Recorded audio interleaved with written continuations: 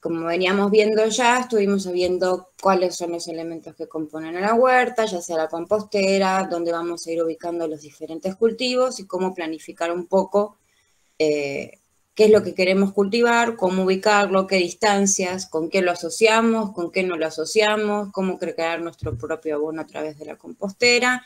Vimos un poco por arriba que también teníamos que tener en cuenta el sistema de riego y la cantidad de agua que tengamos en nuestro lugar. Y ahora nos toca entender un poquitito, vamos a ver un poco la noción de cómo se reproducen las plantas. O sea, si yo tengo una huerta, ¿cómo voy a hacer yo para reproducir esa huerta? O sea, ¿de qué forma voy a ir encarando mi huerta? Una vez que ya elegí las especies, bueno, genial. Yo digo que quiero tener espinaca, albahaca, rúcula, o lo que quiera, tomate. Bueno, ¿cómo las reproduzco? ¿De qué forma consigo o de qué forma puedo hacer que esa huerta sea o no viable? Entonces, un poco lo que vamos a ver hoy es acerca de cómo se desarrolla la huerta. Primero vamos a hacer una pequeña puesta en común de los trabajos anteriores. Les muestro entonces el primer trabajo, perdonen, lo que tenían que hacer para entregar el lunes pasado, era escribir en una listita, de acuerdo a si ustedes tenían su huerta ya planificada y organizada, o sea, si ya tenían un espacio, hacerlo de acuerdo a ese espacio, y si no tenían el espacio, nosotros les habíamos ofrecido como para que puedan hacer la actividad y no se queden sin realizar la actividad, que es interesante porque así pueden hacer el ejercicio, aunque sea. Les habíamos ofrecido el tema de completarlo en un balcón, que tenía 5 macetas de 5 litros, tenía 5 macetas de 10 litros y tenía 2 macetas de 20 litros. Entonces, la idea de 10 litros, perdón. Entonces, la idea era que ustedes, dependiendo de, por ejemplo, en este caso, la compañera eligió el ejemplo que es con el balcón. Entonces, ella está diciendo que en las macetas de 5 litros, por ahí haga 3 cebollas en 5 litros, no sé, 2 perejiles en 5 litros, los tomates que son 2 van en 20 litros porque son más grandes, y la selga va en 10 litros y ella decidió que en ese balcón va a poner estas especies ubicadas en esos contenedores, con quiénes los asoció y qué ubicación tienen. Para hacer este trabajo, la compañera lo que hizo fue fijarse en la imagen que les habíamos pasado nosotros anteriormente, donde estaban los tamaños de maceta y qué cultivo iba con cada tamaño de maceta. Eso estaba dentro de la teórica del taller anterior. Y a su vez, junto con la planilla que nosotros les enviamos del INTA, ahí decía, para completar el resto de la información, que era con quién lo querías asociar y qué ubicación tenían, si eran de pleno sol o de media sombra. Entonces, el trabajo que está hecho acá, que hizo Romina, fue seleccionando esas especies de acuerdo al tamaño de maceta, utilizando el ejemplo que nosotros le habíamos dado. Así que aquellos que no lo hicieran, es una tarea bastante sencillita. Si pueden, por favor, si quieren entregarlo este lunes o cuando puedan, no hay ningún problema. Después tenemos el trabajo de Damián, que hizo lo mismo, que lo que hizo fue ponerle la distancia de plantación entre especies, con quién las asociaba y qué ubicación tenían. Porque él puso tamaño de distancia entre las especies, porque ellos eligieron como propuesta inicial, como se ve en el cuadradito de arriba, o sea, de la imagen de la derecha, en el cuadradito de arriba, ellos lo van a hacer en tierra, van a hacer una propuesta en tierra. Entonces ahí tienen que poner la distancia de plantación. ¿A qué distancia de plantación va cada uno? ¿Con quién los puedo asociar? Y si son de pleno sol o de media sombra, para saber cómo van a, digamos, organizar su huerto, de acuerdo a la exposición de sol que tienen, las especies que eligieron. Así que ambos trabajos están muy bien hechos. Disculpen el resto si enviaron que yo no los llegué a recibir, pero ya a partir de ahora quédense tranquilos que yo los recibo bien. Igualmente, si pueden reenviarlos, mejor, así ya quedan en los grupos. Así que vamos a empezar con el nuevo tema de taller virtual de hoy, que es huerta agroecológica. Dentro de la huerta agroecológica lo que nos va a interesar ver son los tipos de reproducciones de las plantas. Dentro de los tipos de reproducción, ¿a qué nos referimos con reproducción? Lo que queremos decir es que las plantas tienen diferentes formas entre sí, o sea, están, digamos, creadas de diferentes formas y estas plantas tienen a su vez diferentes formas de reproducirse. ¿Por qué se reproducen las plantas? ¿Para qué se reproducen? Igual que nosotros, porque completan un ciclo de vida.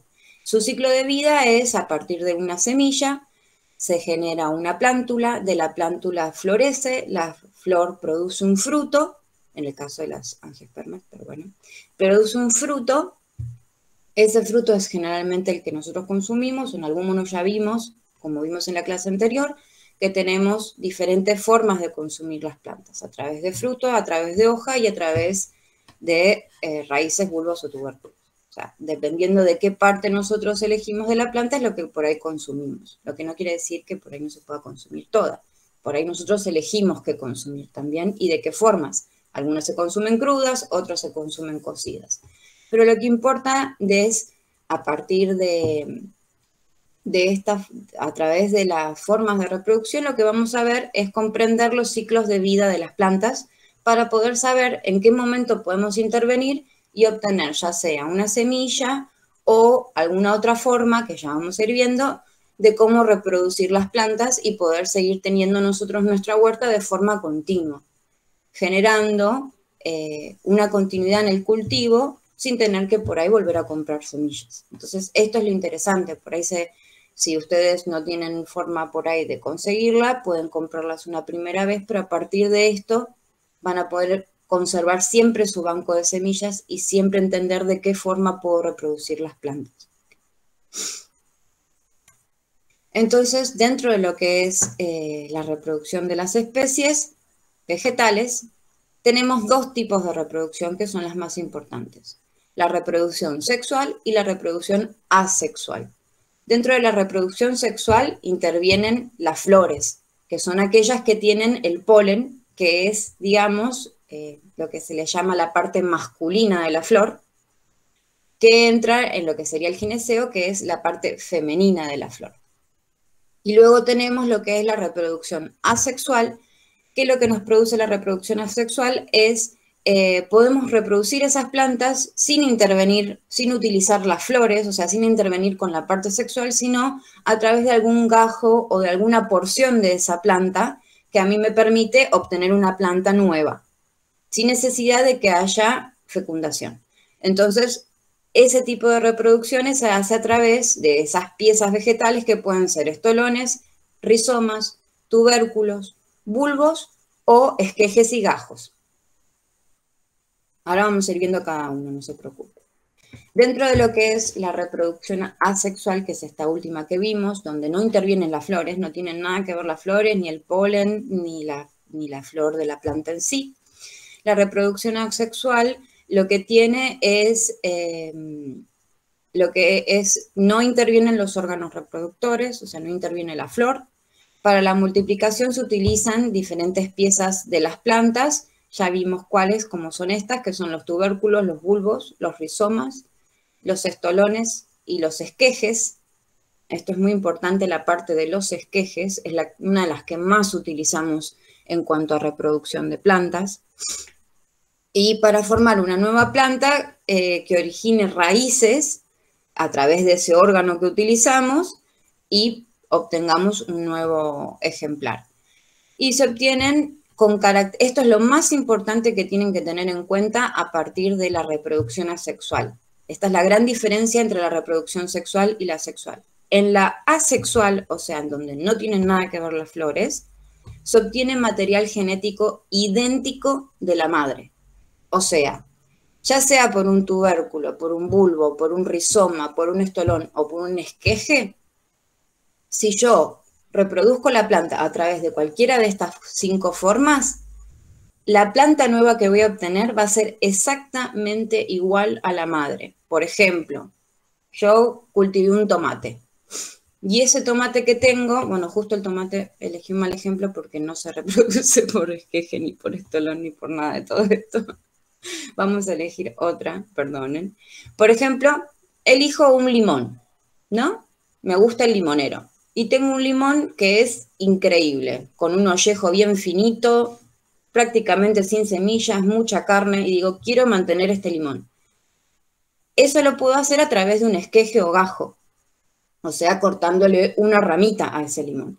Y yo lo que hago con cortarle esa ramita y hacer un injerto, que es la forma en la que se reproducen los cítricos, todos en general y gran mayoría de los frutales, al obtener esa ramita, yo lo que estoy llevándome es todo el material genético de ese limón en particular. Entonces, cuando yo lo reproduzca, voy a tener exactamente el mismo limón. En cambio, si yo el limón lo reproduzco por semilla, tomo una semilla de ese limón, la siembro y la planto, lo que en realidad voy a estar obteniendo con esa semilla es que esa flor que fue polinizada de ese limonero va a tener información genética de ese polen que vino de otra planta. O sea que va a tener como características diferentes, como somos nosotros. Por ejemplo, entre mi familia y mis hermanos, mi hermano, por ejemplo, es rubio de ojos claros y yo soy morocha. Evidentemente nuestro material genético es diferente y somos de los mismos padres. Eso puede pasar, eso se llama variabilidad genética. Entonces, lo que tiene es esto, lo que les tiene que quedar claro es que cualquiera de estas 5 formas obtengo exactamente la misma planta que la planta madre.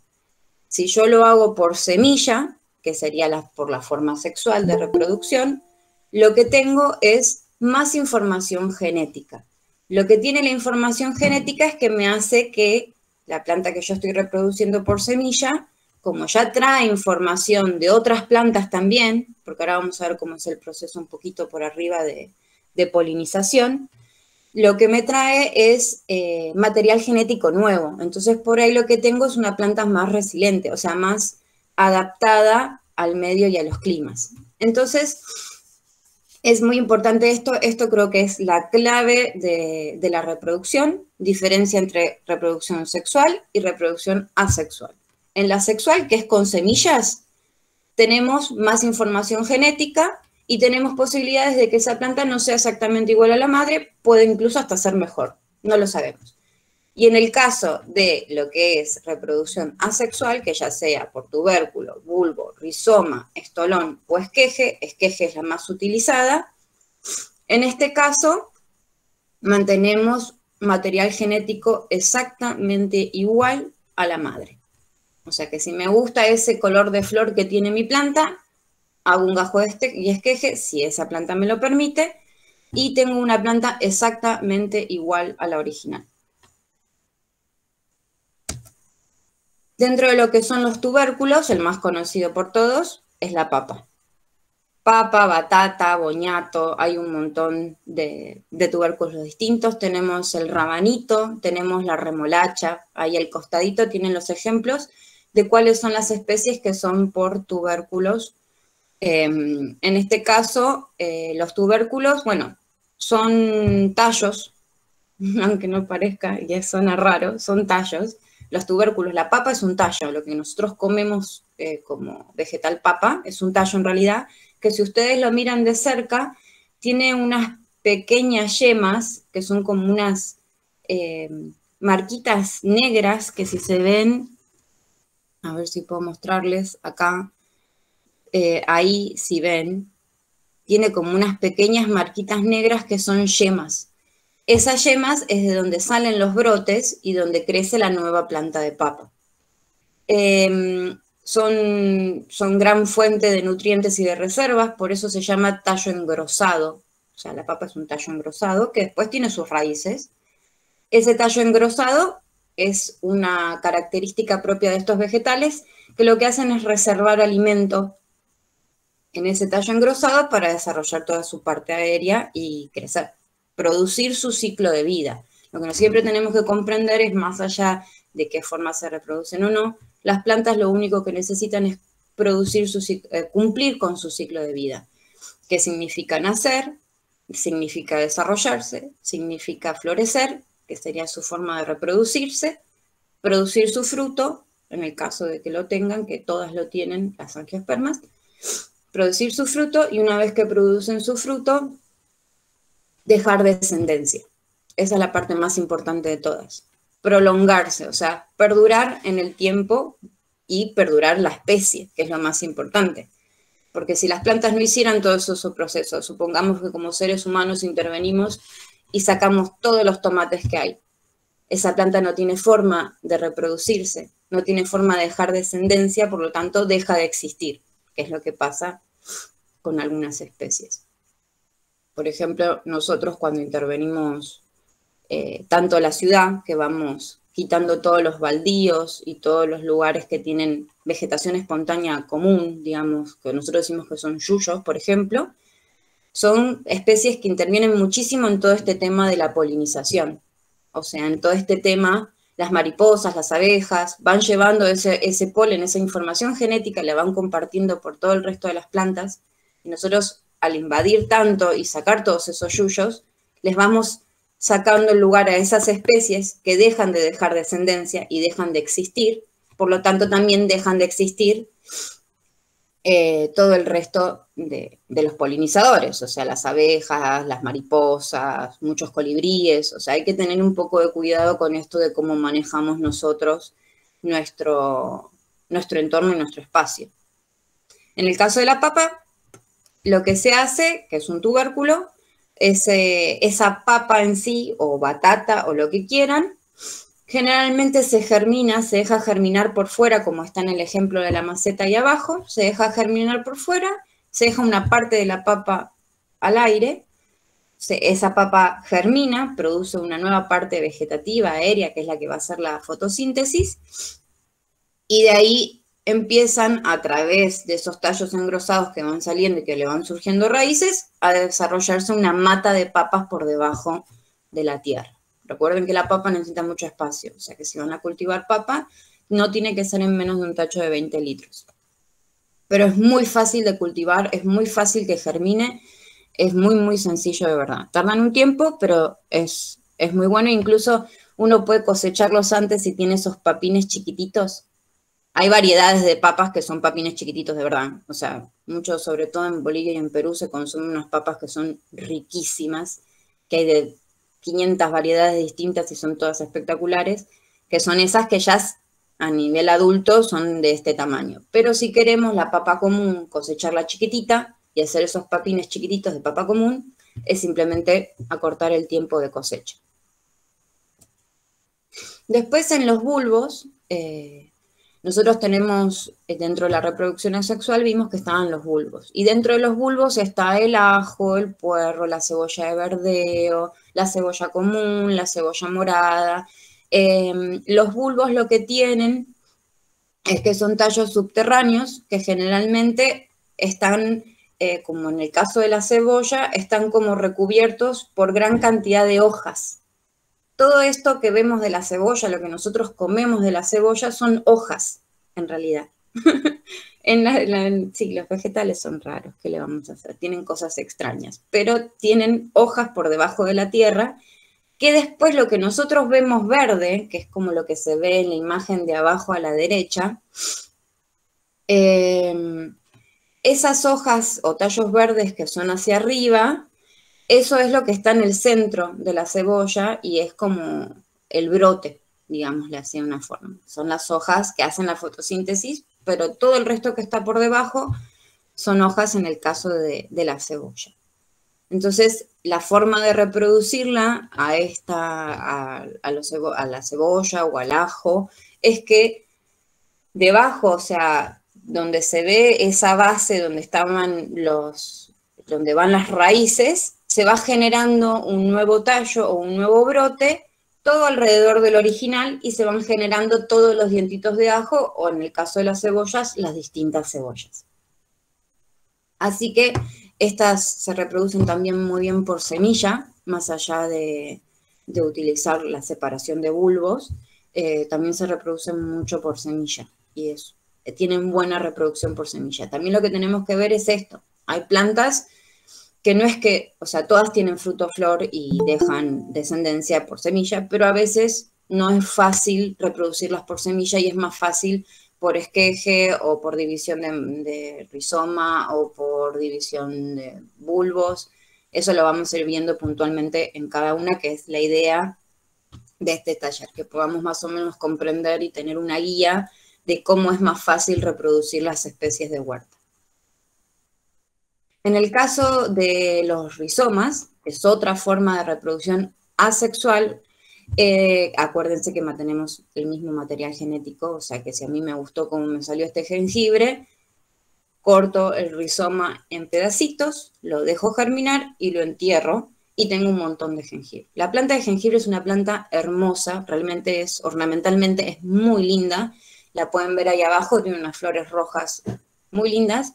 El jengibre que se compra en la verdulería, ese se puede germinar con el método del frasco de agua, 3 escarbadientes, lo pongo por encima, que alguna parte de esa raíz del jengibre esté tocando, digamos, superficialmente el agua, no que esté enterrado porque a veces se pudre, esté tocando superficialmente el agua, le puedo ir cambiando el agua las veces que sea necesario y va a generar un brote. Una vez que genera el brote, se entierra esa raíz, dejando el brote hacia afuera, como se ven en las imágenes, ven que no se entierra completamente, sino que se deja un centímetro por fuera de la tierra, o 2, y se genera una nueva planta. Realmente a aquellos que les gusta el jengibre, es un rizoma, o sea, una raíz muy, perdón, un tallo subterráneo, disculpen, no es una raíz. Es un tallo subterráneo engrosado, similar al de la papa, solo que la papa es único y genera como una cabellera, y en el caso del rizoma la diferencia es que es horizontal. El crecimiento es horizontal y van saliendo los brotes hacia arriba. Esa es la diferencia entre el rizoma y los bulbos y los tubérculos, perdón, como la papa, la batata y el rabanito, la remolacha y todos ellos. En este caso crecen de forma horizontal.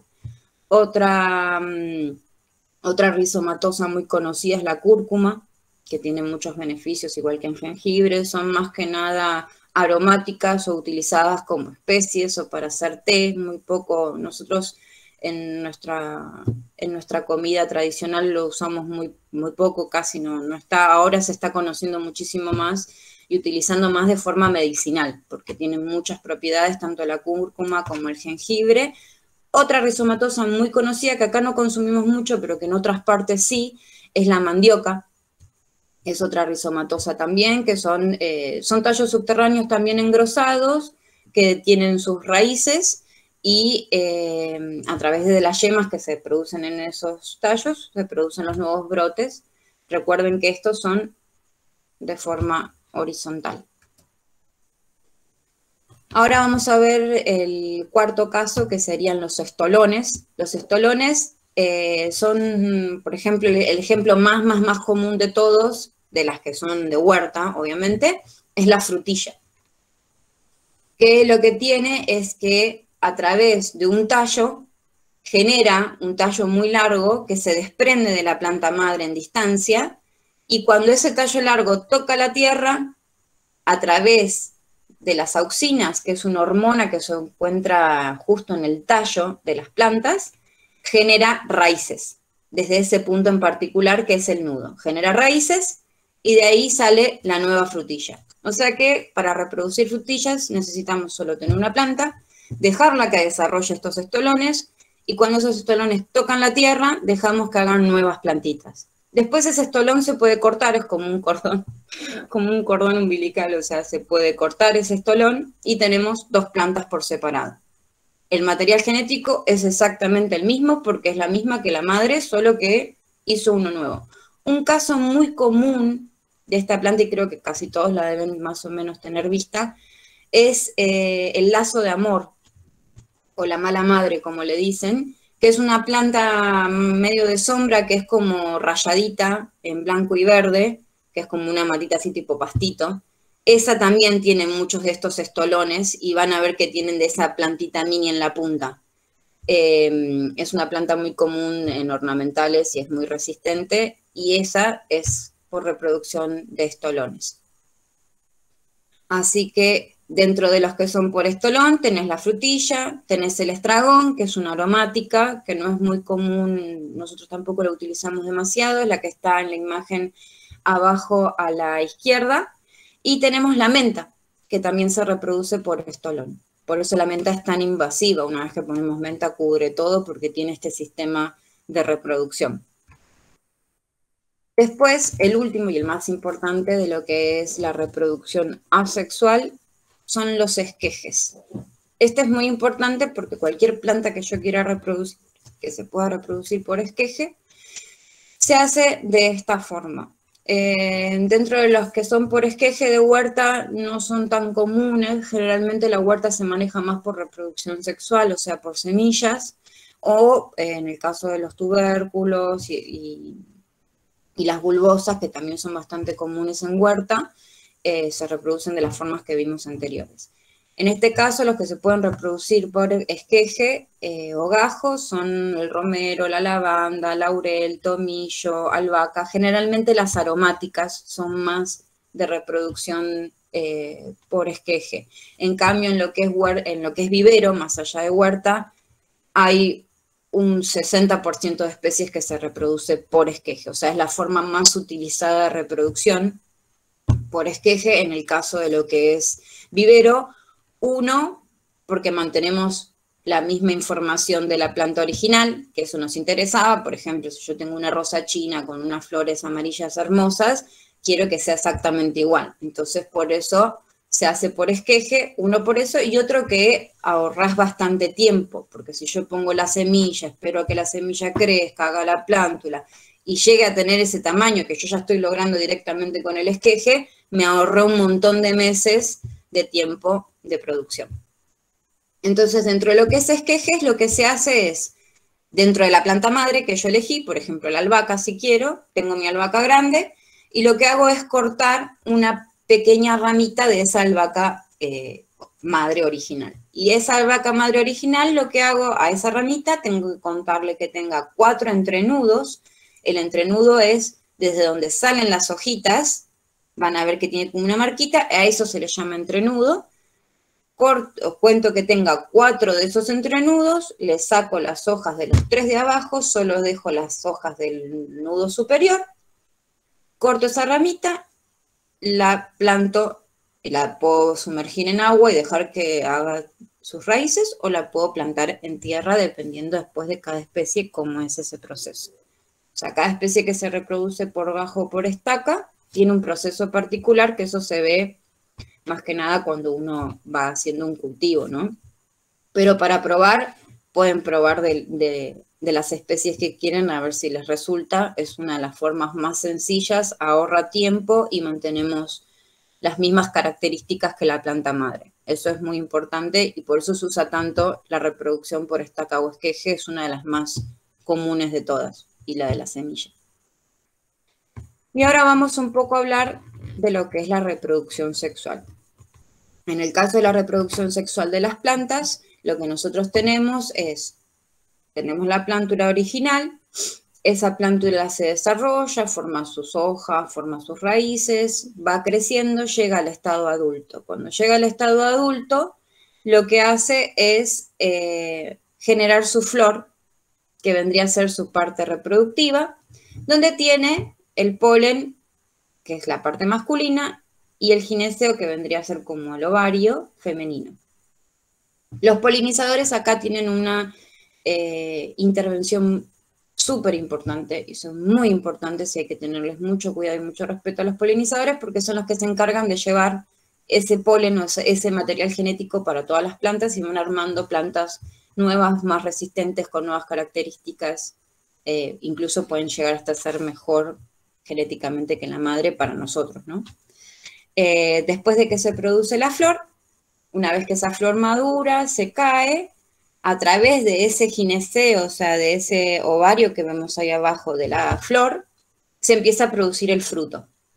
En este caso tenemos una leguminosa porque empieza a formar esa vaina, esa chaucha, como por ejemplo la arveja, genera la chaucha, y una vez que la chaucha madura, se abre, deja caer sus semillas y vuelve a empezar el ciclo. Ese es el ciclo de reproducción de una planta. Y eso es lo que ella tiene que garantizar siempre. Tiene que garantizar siempre llegar a dejar la semilla para que vuelvan a existir plantas de su misma especie. Eso es lo que más le importa a la planta. Dejar descendencia para seguir existiendo. Entonces, dentro de lo que es la reproducción sexual, ya dijimos que intervienen los que son, digamos, los órganos reproductivos de las plantas. Siempre es el ciclo continuo de lo que sería la semilla, la plántula, la planta desarrollada, la flor, el fruto y de vuelta a la semilla. Y así generamos un círculo completo donde siempre vuelve a empezar.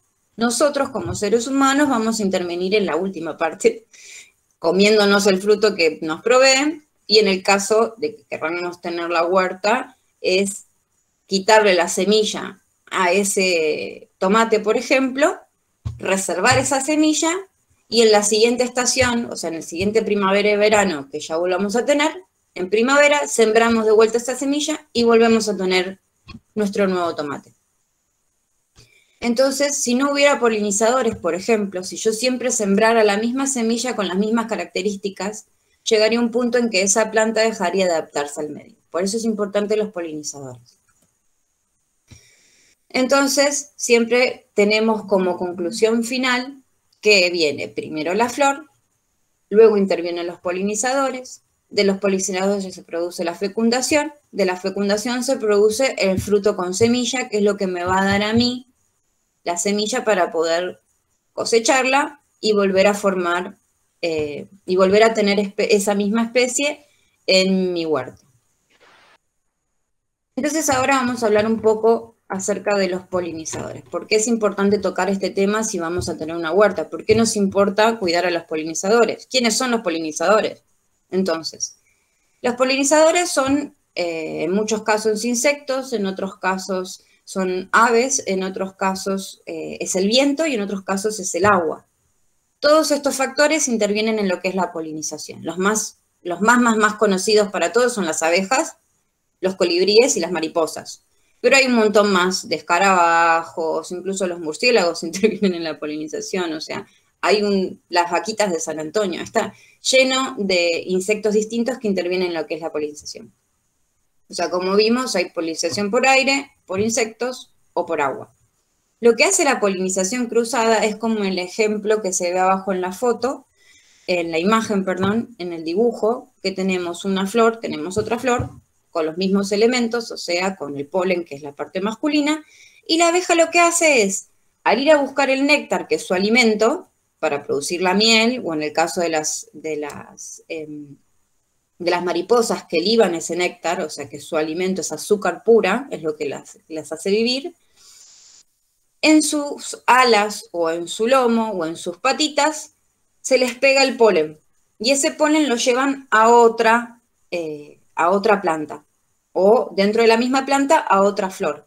Y si es mejor, dentro de otra planta, llevan a otra planta el polen de una a otra y lo van trasladando. Esto lo que hace es que el material genético de ese polen que tenía mi planta A, la abeja la lleva a mi planta B, le va a dar características entre mi planta A y mi planta B. Y capaz que incluso la abeja recorre, no sé, 1 kilómetro y poliniza otra planta. Entonces lo que va pasando con todo esto es que las plantas van tomando características de todo el entorno y de todas las otras plantas, y las hacen más fuertes, más resistentes, les da mejores características genéticas. Entonces, los polinizadores, si nosotros no cuidamos los polinizadores, no tenemos frutos. Además, a través de la polinización, que es lo más importante de todo esto, más allá del material genético, lo más importante de la polinización es que gracias a ese insecto, el polen llega hasta el gineceo, o sea, la parte que tiene que fecundar de la flor, y ahí se produce el fruto. Si no tenemos polinización, no tenemos fruto. O sea, es muy importante. No sé si algunos en algún momento trabajaron con flores de calabaza, pero la calabaza tiene flor macho y tiene flor hembra. La hembra es la flor esa grande, linda que vemos. La macho es un poquito más chiquitita, más clarita, que se distingue, y el intercambio de polen entre una, o sea, con la macho tenemos que polinizar la hembra. Si la hembra no se poliniza, no se produce calabaza. O sea que si no tenemos polinizadores, eso no pasa y no tenemos fruto. Entonces, por eso son importantes. Entonces hay que tener cuidado cuando hacemos manejos de plagas, de control de plagas y de todo eso, de no interferir o de no dañar a los polinizadores. Lo mismo que hay que siempre tener plantas o flores que los atraigan para que nos generen un buen cultivo. Bueno, y dentro de la polinización es un poquito lo que estábamos hablando de lo que significa la polinización cruzada, o sea, que un insecto interviene y poliniza una planta A y poliniza una planta B. Y en el caso de la polinización que es en sí misma, la autopolinización, es que una planta misma puede polinizarse a ella misma y generar así el fruto. Bueno, ahora vamos a hablar un poquito, o sea, ya sabemos que del fruto que obtenemos, la semilla. Dentro de lo que es la semilla hay toda una movida con respecto a las semillas en huerta y también en lo que es cultivos de ornamentales o de nativas. Ahora se está tendiendo muchísimo a dejar de comprar las semillas y que cada uno se abastezca de sus propias semillas.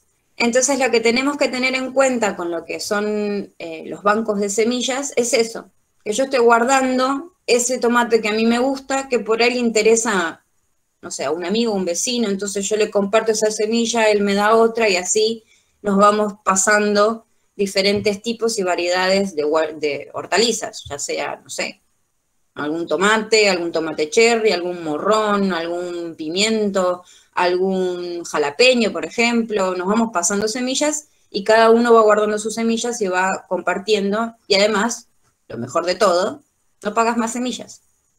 Te creas tus propias semillas, te creas tu propio alimento y no pagas más por nada. Salvo que al inicio por ahí sí tenés que comprar tierra si no tenés o lo que sea, pero es como un inicio. Después ya es todo por tu cuenta y podés mantenerlo vos tranquilamente y no gastar más en todo lo que es verduras. Los bancos de semillas son muy importantes, hay muchos a que los que se pueden acceder en los distintos barrios que te proveen de semillas y después cuando vos tenés tus cultivos, volvés a llevar tus semillas y se van haciendo esos intercambios.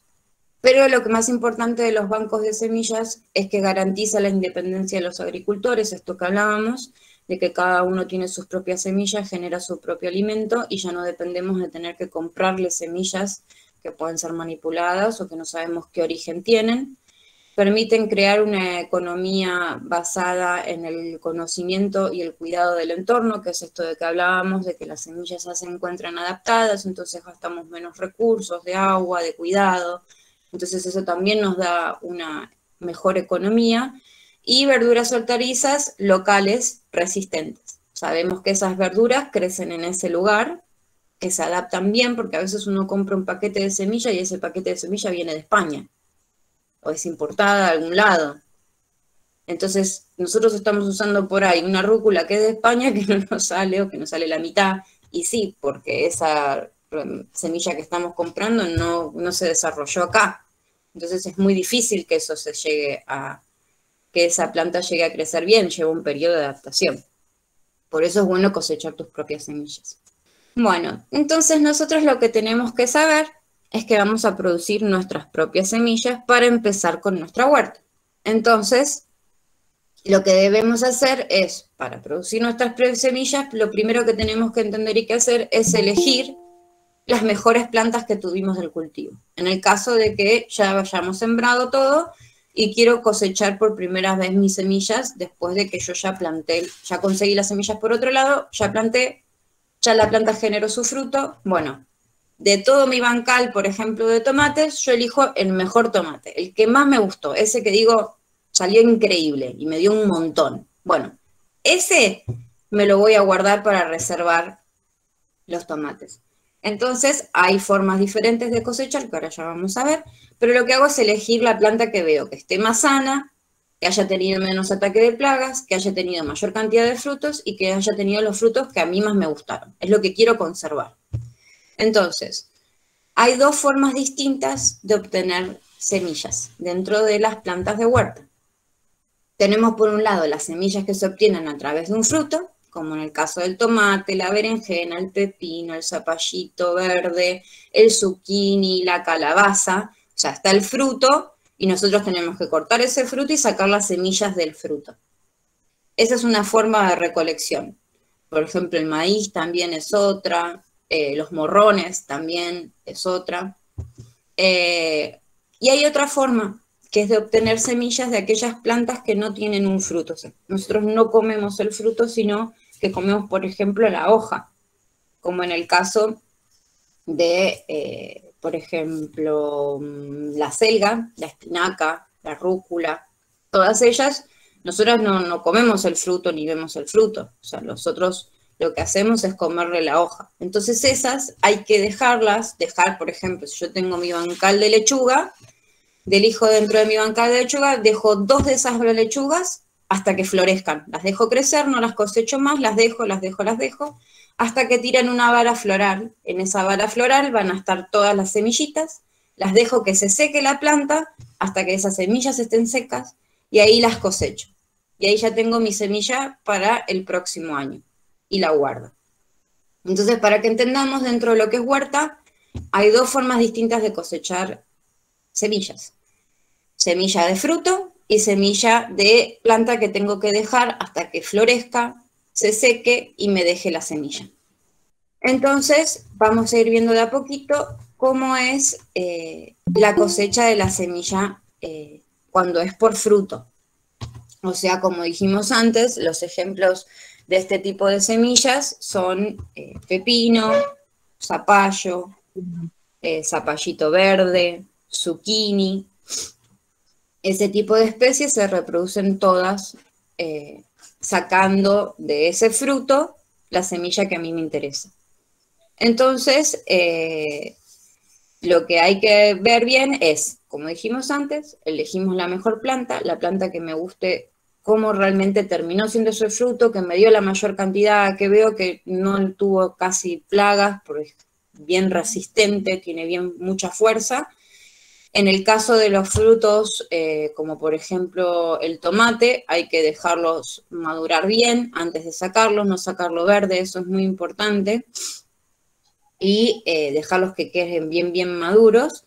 En el caso, por ejemplo, de lo que es el maíz, el pepino, que esos los consumimos verdes, digamos, antes de que terminen de madurar, hay que dejarlos que cumplan en la planta toda su instancia de crecimiento. Por eso generalmente lo que se hace en huerta es elegir 1 o 2 plantas o 3 plantas, dependiendo de la cantidad de huerta que yo tenga, pero generalmente cuando es una huerta familiar, lo que se hace es 1 o 2 plantas.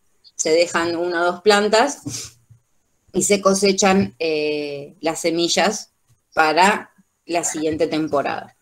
Se deja que esas 2 plantas crezcan, uno ya no las cosecha más, no las consume, las deja directo como para generar la próxima semilla. Y, por ejemplo, en el caso del tomate, lo que hay que hacer es sacar toda la semilla, pero sacarla incluso con la pulpa que tiene. Se saca completo. Igual después vamos a ver bien el paso a paso en el caso del tomate.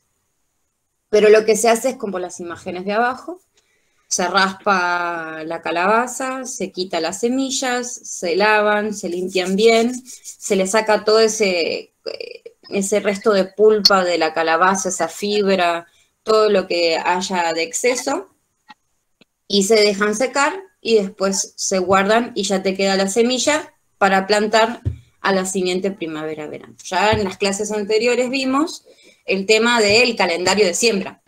El calendario de siembra para la huerta es como el ABC, es la Biblia. O sea, uno mira el calendario de siembra y dice, bueno, quiero tomate. A ver, bueno, tomate lo tengo que plantar en primavera-verano, perfecto. Primavera-verano y sé que tengo mucho sol.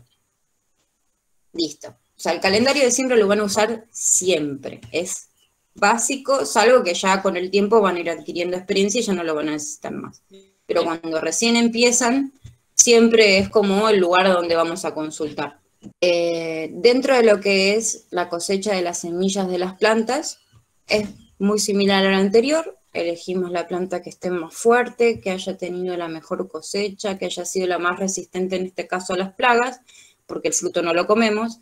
Así que que haya sido más resistente a las plagas, que hayamos visto que tenga mucha fuerza y unas buenas hojas o lo que sea que consumimos. Hay que mantener las plantas con riego y sacarle todas las hojas enfermas que le vayamos viendo, o todo lo que sea plagas, hay que seguirlas manteniendo, no es que uno las deja secar y listo, las dejo ahí, me olvido, dejo la planta que haga su vida, no. Mientras, si vamos a cosechar las semillas, tenemos que seguir manteniendo los mínimos cuidados de sacarle las hojas que estén feas, de ir viendo cómo sigue evolucionando la planta hasta que esté seca. Como se ve ese ejemplo que está ahí es un ejemplo de espinaca, donde se ve la espinaca grande, después se ve la vara floral de la espinaca seca, eso se va con las manos quitando cada una de las semillitas, se las frota hasta que como que se rompe todo el resto de hoja seca y de tallo y de todo lo que vamos teniendo, se frotan y se separa la semilla para plantar al año 7. En el caso de, por ejemplo, la espinaca, es una especie de todo el año, así que siempre es bueno tener y dejar florecer espinacas, porque lo mismo que la lechuga, lo mismo que la selga, lo mismo que la rúcula, son especies de todo el año, entonces está buenísimo tenerlas y tener siempre semillas para seguir cultivando constantemente. En el caso de una vez que realizamos la cosecha de nuestras semillas, podemos etiquetar y conservar. Para guardar las semillas siempre se recomienda que sean frascos de vidrio o de plástico, más que nada por el tema de que no les ingrese humedad. Yo, por ejemplo, en particular, pero bueno, yo soy un caso aparte, las tengo en paquetitos de revista, de papel de revista. Hago paquetitos de papel de revista y las pongo ahí adentro y las cierro. Lo que sí, yo las tengo guardadas en un lugar que no tiene sol, que es húmedo, que no tiene sol, que es bien seco y es fresco. O sea, yo sé que ahí mis semillas duran. Cada uno tiene que encontrar el lugar en su casa. Lo que sí tenemos es cada uno va a encontrar su lugar, sino la forma en donde sabemos que seguro no pasa nada es si las ponemos en un frasco de vidrio o en un frasco de plástico bien cerrado. Obviamente que primero al frasco de vidrio le tiramos un poco de alcohol y lo limpiamos bien, cosa de que no tenga ningún tipo de espora de hongo o algo que nos pueda llegar a afectar las semillas. O en bolsitas de plástico, esas bolsitas que tienen como ese cierre tipo hermético arriba, que uno les saca el aire y quedan bien cerraditas, como las que están en la imagen, tipo Ziploc, creo que se llaman. Esas también pueden funcionar y como es plástico ya sabemos que queda siempre bien cerrado y sin que, o sea, lo que más importa es que no le llegue la humedad a la semilla porque entonces la activamos y ya deja de servirnos como banco de semilla. Y la vida útil de las semillas también es muy importante. No todas las especies tienen la misma duración. O sea, no todas las especies, cuando nosotros cosechamos esa semilla y la guardamos, no todas duran la misma cantidad de tiempo. Entonces tenemos especies de vida más corta, o sea, de 1 a 3 años pueden durar esas semillas. Yo igualmente no las dejo más de 1 año o 2. Yo lo que hago es juntar poquito, o sea, lo que necesito nada más, como tengo una huertita muy chiquitita porque tengo una terraza, la verdad que no tengo tierra, entonces no hago una huerta grande, cosecho nada y cultivo nada más lo que quiero. Por ejemplo, el tatsoi, que es una especie de espinaca, pongámosle, que es muy rica. El tatsoi tiene muchas propiedades y recién ahora se está como cultivando, conseguí esa semilla y yo dejo una y cosecho nada más que unas pocas semillas porque sé que solamente lo voy a usar yo y en mi continuidad, entonces dejo un poco más por si alguien quiere, pero si uno ya tiene más o menos el ritmo de su huerta, es como que ya sabe exactamente qué cantidad cosechar de cada semilla, entonces no le duran más de 1 año. O sea, la idea es eso también, ¿no? Que no cosechar de más y que por ahí esas semillas se pierdan y en el caso de que uno las tiene, hay que regalarlas para que no se pierdan. Entonces sabemos que de 1 a 3 años podemos tener arvejas, berenjenas, cebolla, las habas, la lechuga, el melón, el pepino, el pimiento, el poroto, los rabanitos, y después los que son de vida más larga, o sea, que llegan a más de 3 años, o sea, los podemos tener un montón de tiempo, es la selga, el apio, el perejil, la remolacha y el tomate. Esas sabemos que si tenemos, pueden durar un montón de tiempo. Las semillas que entrega el INTA, por ejemplo, de Pro Huerta, son muy buenas, tienen un muy buen poder germinativo y esas sí, duran bastante. Si uno las conserva bien en esa bolsita que te las envían, si las cerrás bien, lo empaquetás bien, pueden durarte muchísimo tiempo y tienen mucho poder de germinación. Entonces, en la etiqueta que nosotros cosechamos, las guardamos en el envase que querramos, ya sea bolsita, ya sea frasco, ya sea lo que querramos, bolsa de papel.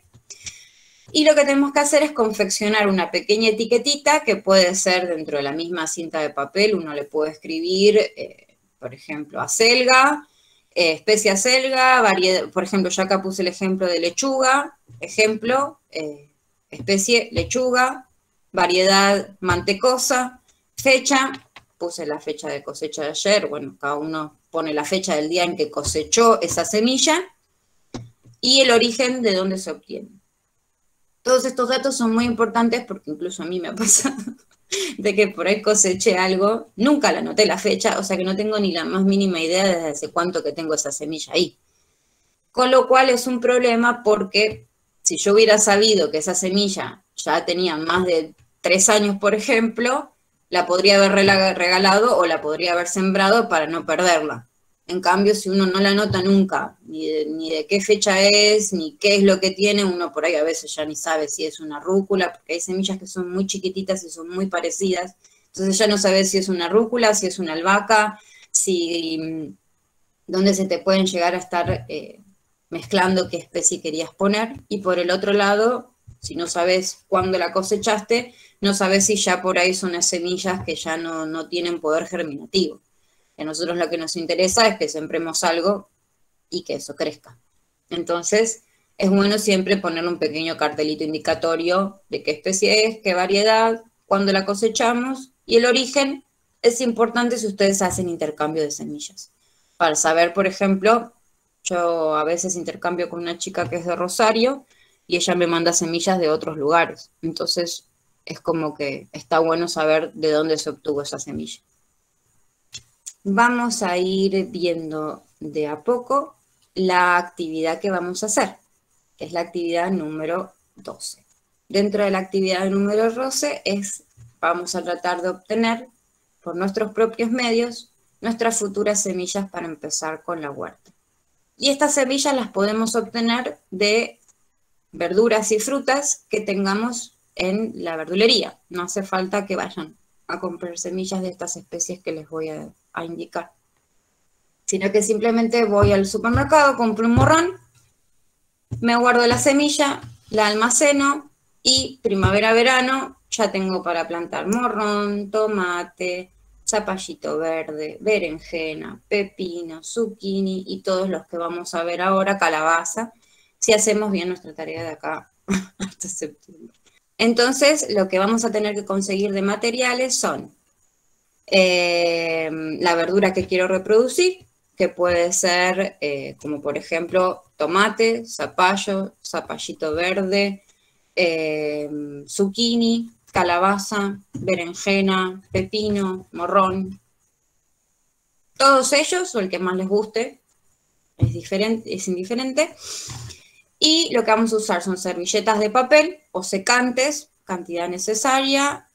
Vamos a usar una cuchara, vamos a usar un frasco de vidrio, que lo que tendríamos que tratar de hacer es conseguirle un pedacito de tela encima, que puede ser un lienzo, una sábana vieja, o es un pedacito nada más para cubrirle la tapa. Solamente eso, con una bandita elástica o un piolín, lo que tengan, a mano. Un recipiente con agua, que vamos a utilizarlo para enjuagar las semillas. Un colador, para la misma función, una bandeja donde vamos a ir colocando las semillas para dejarlas en el secado, después un frasco o ya preparar sus propias bolsitas de cartón o si tienen bolsita de plástico, lo que consigan para hacer el almacenado de esas semillas. y papel y cinta para pegar las etiquetas de cada uno. Lo que van a tener que entregar de esta actividad es una fotografía de la verdura o fruta que eligieron, una fotografía que muestre el proceso de lo que estuvieron haciendo y una fotografía del envase y las semillas que pusieron en el envase. Entonces vamos a ir explicando un poquitito el paso a paso de cómo cosechar las semillas. En este caso les voy a dar el ejemplo del tomate, porque al ser tan carnoso y tener tanta pulpa, muchas veces es difícil de conseguir. Hay una forma que es a través de fermentación, que es un proceso un poquitito más largo, pero que obtiene casi un 90% de probabilidad de germinación. O sea que generalmente a veces nosotros cosechamos la semilla de tomate y de ese tomate nos salen, de las 100 semillas que cosechamos, nos salen 20. De esta forma, de las 100 semillas que cosechamos, nos van a salir 90. Entonces, el paso a paso es, elijo la fruta de tomate, por ejemplo, lo que hago siguiente es quitarle la pulpa con una cuchara, sin llevarme restos de carne del tomate, solamente esa pulpa gelatinosa y la semilla. Quito eso con una cuchara y lo paso a un frasco. Una vez que lo pasé al frasco, lo que hago es taparlo con esa tela para que le dé oxígeno, o sea, que se mantenga la oxigenación, porque se tiene que hacer un proceso de fermentación. Y siempre que hay fermentación, hay oxígeno de por medio y hay alcohol, obviamente. Se produce la fermentación del tomate. Lo tengo que dejar reservado de 3 a 5 días más o menos. Van a ver que, ahora lo vemos en la próxima, que sea una temperatura templada, fíjese que es entre 15 o 20 grados. Ahora que estamos en frío, lo mejor sería ponerla en la cocina, que es uno de los lugares más calentitos de la casa siempre, o arriba de la heladera, que por el mismo motor de la heladera, eso siempre está calentito. Entonces, es un buen lugar ponerle arriba de la heladera con la tapita de tela para que podamos ver lo que sería el fermentado, que es lo que se ve en el paso 4. Esa capita de hongo que se le hace arriba blanquita, a veces es negra, o medio negra, como si fuera como peludita. Eso es la fermentación. Cuando ya obtenemos esa capita de fermentado, quiere decir que nuestras semillas ya están listas. Entonces lo que hacemos a continuación es llenar ese frasco que teníamos con el fermentado con agua, batirlo bien, para que se vaya ya desprendiendo un poquito el hongo y los restos de la pulpa. Vamos tirando ese agua con la tela puesta, así nos queda una parte y no se nos van todas las semillas. Los hacemos ese proceso 2 o 3 veces y lo pasamos a un colador, tiramos toda la semilla con las pulpas, con todo lo que quedó, y moviéndolos un poquito así suave con los dedos, vamos quitando todo el resto de fermento y de esa gelatina que recubre a la semilla, hasta que nos quedan bien limpitas. Una vez que las tenemos bien limpitas, las depositamos sobre servilleta de papel de rollo de cocina, si tienen. Si no, papel secante.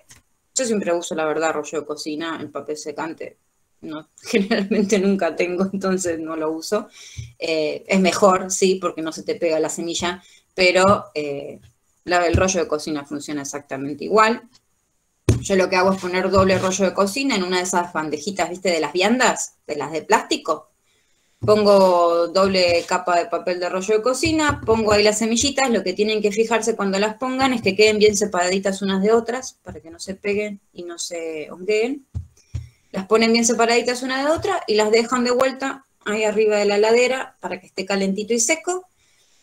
Y las dejan ahí hasta que terminen su proceso de secado, que más o menos, ahí lo vemos, ¿ven?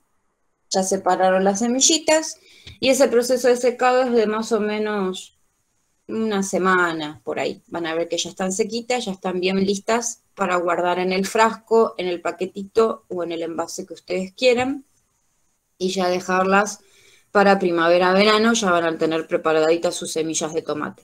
Pueden hacerlo con cherry, pueden hacerlo en el caso de los tomates. En el caso del morrón es muchísimo más sencillo, porque uno lo que hace es simplemente cortar el morrón, porque vieron que la semilla de morrón está como prendida a todo lo que sería la costura blanca, la interna del morrón. Vieron que está como prendida. Entonces lo que hacen simplemente es desprenderla, esa no tiene ninguna gelatina ni ninguna baba alrededor, es como más sequita. Esas las desprenden y hacen el mismo sistema. Bandejita de plástico, doble papel secante, o un papel secante, perdón, o doble servilleta de rollo de cocina, porque tiene que ser absorbente, no sirve papel higiénico. Papel higiénico se les va a pegar seguro, porque es muy finito, tiene que ser algo más gruesito. Lo ponen, le ponen las semillitas por encima a ese papel y lo dejan secar. Lo mismo, el morrón tarda alrededor de 15 días en secar para guardar y que ya esté lista para plantar. Así que más o menos fíjense, tomate y morrón aproximadamente 15 días de secado y recuerden siempre que hagan sus semillas y que las pasen a sus paquetitos y a sus envases, de ponerles la etiqueta que diga el tomate, la variedad en el caso de que la tengan o que la sepan, y la fecha y el lugar de origen, así sabemos bien de dónde son esos paquetitos de semilla. Y ahora vamos a ver el ejemplo, pero con calabaza. En el caso de que a algunos de ustedes, por ejemplo, les interese hacer sobre berenjenas o pepinos o zapallito verde, yo si quieren después en el archivo que mandamos siempre o en el mensaje que les mando por WhatsApp, les voy a dejar un videíto de cada uno de esos. Que son, cada uno tiene su proceso, su paso, pero más o menos es bastante similar al del tomate y al del zapallo, por ahí tienen algunas pequeñas diferencias. Yo estoy dando estos dos ejemplos que son como los más comunes de conseguir en verdura y los que casi todos consumimos tomate y zapallo, o sea, son como los más comunes. Berenjena por ahí es un poco más raro, pepino por ahí a alguien no le gusta, entonces estos son los más comunes. Después voy a dejarles los enlaces a los videos y cualquier duda que tengan, obviamente consulten por los grupos si tienen alguna duda acerca de la explicación, pero les voy a dejar los videos de otras hortalizas más para poder hacer este mismo proceso de secado de las semillas y no tener que comprar más semillas. En el caso de la calabaza, el paso 1 es con una cuchara raspamos la calabaza sin llevarnos carne, igual que en el tomate, solamente sacar la fibra de la calabaza del interior y sacar las semillitas de la calabaza. Estas vienen como con bastante fibra y con restos de pulpa y tienen como un poquitito de esa cosa medio gelatinosa sobre la capa superior. Entonces lo que hacemos es, en un bolsito las juntamos y las vamos separando una por una y le vamos sacando todos esos restos a mano, primero de fibra y de resto de pulpa. Una vez que sacamos todo eso, que ya las tenemos bastante limpias, lo que hacemos es pasarlas a un colador debajo de la canilla, las terminamos de lavar bien, que queden bien limpitas. Lo que hacemos después es ponerlas sobre doble servilleta, ponemos todas nuestras semillas encima, las desparramamos bien, colocamos otra doble servilleta por encima y le vamos apretando la cantidad de veces que sea necesaria hasta que queden bien sequitas. Yo generalmente lo hago 3 veces, lo de volverla a poner la servilleta encima y volver a apretar hasta que queden bien secas. Y ahí las pasamos también a una bandejita de plástico o bandeja que tengan y si quieren dejarle el papel de servilleta por debajo para que siga absorbiendo si quedó algún restito de humedad, o un poco de papel manteca, si tienen también, que ese como es ceroso, la semilla no se va a pegar. Y como ya la secamos bastante, puede funcionar. Y estas sí hay que dejarlas un mes. Estas tardan más, como es una semilla. Siempre lo que tenemos que pensar es esto. La semilla más chiquitita tarda menos tiempo en secarse y quedar lista para la cosecha, para el almacenado y guardado y futuro plantado. Las semillas más grandes van a tardar más tiempo, porque tienen más carne adentro y tardan un poquito más en secarse. Entonces lo que hacemos luego de haberlas secado, dejarlas arriba de la heladera y que se sequen durante un mes, es pasarlas un paquetito y ya guardarlas para tener nuestras próximas semillas. Y tenemos que hacerle nuestra etiquetita que diga qué especie es y todo como ya vinimos viendo.